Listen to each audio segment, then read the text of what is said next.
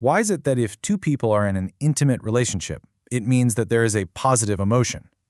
So why then, very often, the relationship turns out to be complicated? Shouldn't, when there is attraction, the relationship be easy, not hurtful? Why does the presence of love cause pain, from which we have to leave disappointed? Isn't it love? You know, that is such a profound and important question.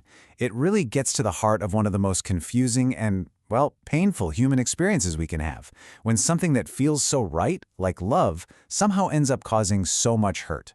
So let's explore this paradox together and really try to unpack the psychological dynamics at play here.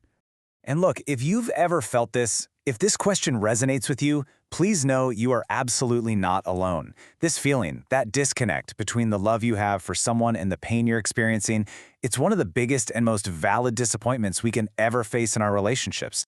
And this brings us to a really crucial idea. I mean, if you can grasp this one concept, it can reframe everything. See, love, in its purest form, it's an internal emotional state, a feeling. But a relationship, that's an external structure. And just because you have the emotion doesn't automatically guarantee that the structure it's living in is going to be healthy or easy.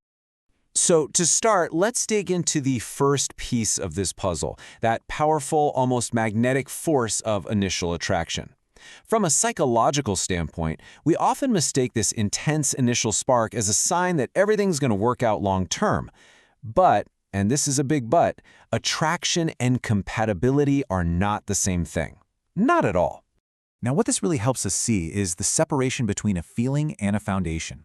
That initial attraction, it's a potent cocktail, right? It's chemistry, it's dopamine, it's passion. It feels incredibly real. But that's not the same as compatibility, which is built on things like shared values and how you actually handle conflict when things get tough. What's fascinating, psychologically, is that we can be most intensely drawn to people who, often without meaning to, activate our deepest unresolved wounds. This can create this powerful bond that feels like fate, but it's also unfortunately primed for some really intense pain. And that idea of our old wounds, well, it leads us right into our second key point. We often carry this hope, sometimes it's not even conscious, that a new love is going to be the cure for our old pain, that our partner's love will somehow fix all of our personal baggage. And this is just such a common and honestly an understandable hope. We all want to believe in that fairy tale, the one where love is this magical solution.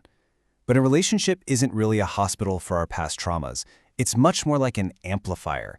It doesn't heal our wounds for us. In fact, it often brings them right to the surface.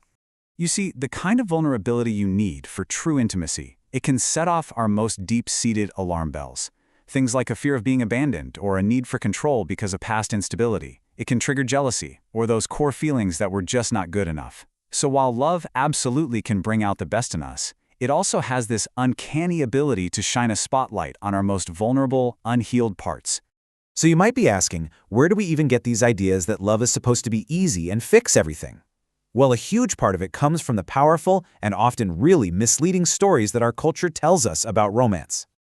We're basically sold this myth that if love is real, it'll be effortless. But the reality is so much more mature and frankly more empowering than that. A healthy connection requires conscious work. It takes communication and mutual effort. So the key difference isn't between easy and hard, it's between challenging and destructive. Healthy love can definitely be challenging sometimes, but it will never, ever ask you to sacrifice your safety or your dignity. Okay, so all of these points are building up to what is probably the most crucial distinction we can make here. If we really want to understand this paradox of pain and love, we have to learn to separate the feeling of love from the skill of a relationship. First, let's just be clear about love in this context. It's an emotion. It's a powerful, internal experience. And its presence can be totally genuine, absolutely real, and just undeniable. It is 100% possible to feel profound love for another person. But a healthy relationship? Well, that is a skill. It's a structure that you have to build together. And it requires things that love, by itself, just can't provide. It needs communication skills, emotional maturity, shared values, and consistent mutual effort. You could say the feeling of love is the fuel, but the relationship is the vehicle. You really need both to get somewhere healthy. And this right here, this is exactly why so many loving connections end in pain. You can have a heart that is completely full of love, but if the relationship itself, the structure lacks emotional safety, mutual respect, or that shared willingness to work together, pain is eventually going to overshadow the love. So often, people don't leave because the love died. They leave because love alone just wasn't enough to build a safe and healthy space for them both. So what do we do with all of this? How do we handle such a painful experience? We can reframe it.